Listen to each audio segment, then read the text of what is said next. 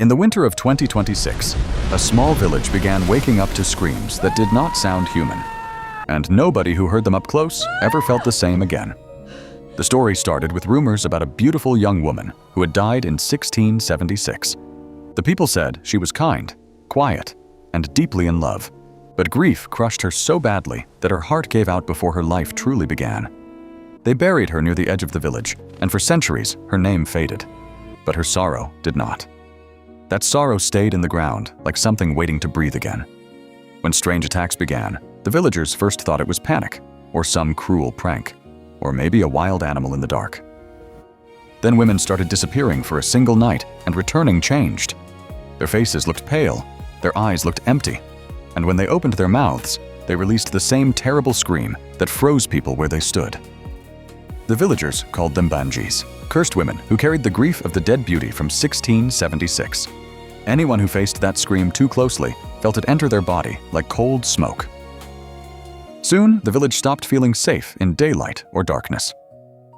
Doors stayed locked. Streets stayed empty.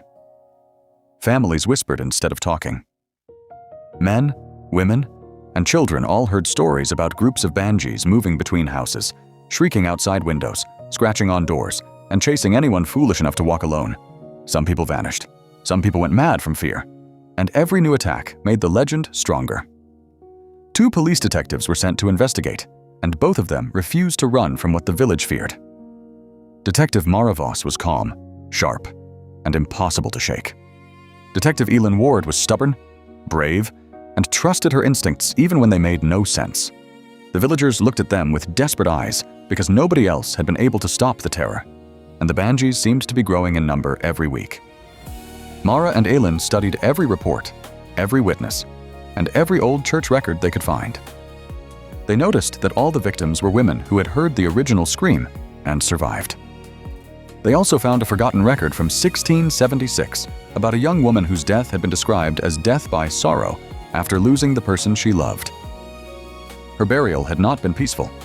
The village had feared her grief even then, and they had buried her in shame, without prayer, without kindness, and without her name spoken aloud. That was when the detectives understood something terrible. The spirit haunting the village was not simply evil.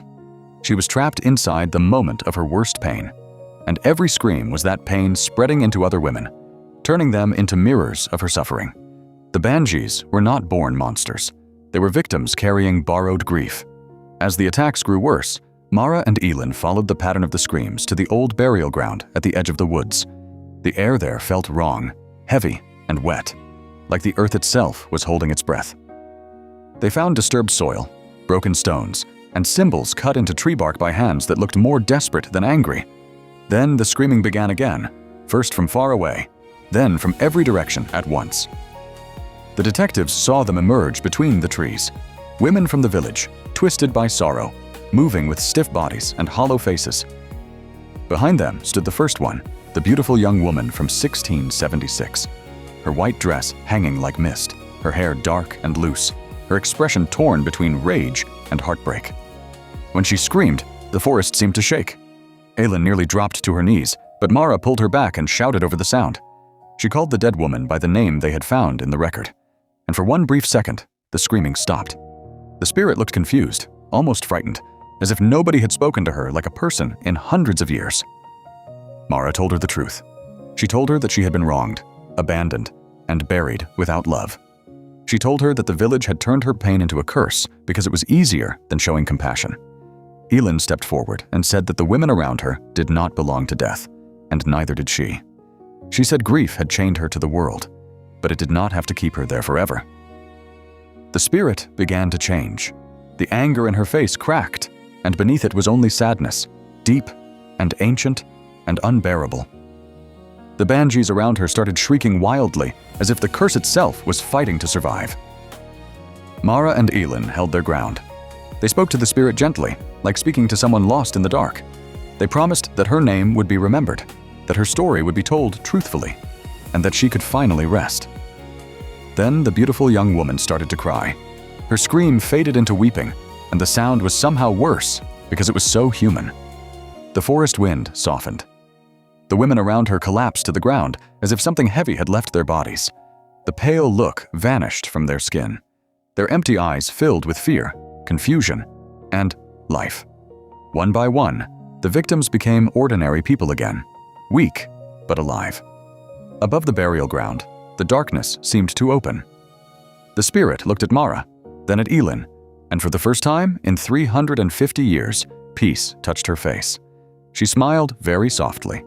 Her body thinned into light, and that light rose upward through the trees until it vanished into the night sky. By morning, the village was silent. The women who had become Banjis returned to their families as normal citizens again, carrying only broken memories of what had happened. Mara and Elin made sure the young woman from 1676 received what she had been denied for centuries, her name spoken with kindness, her grave honored, and her death remembered with dignity instead of fear.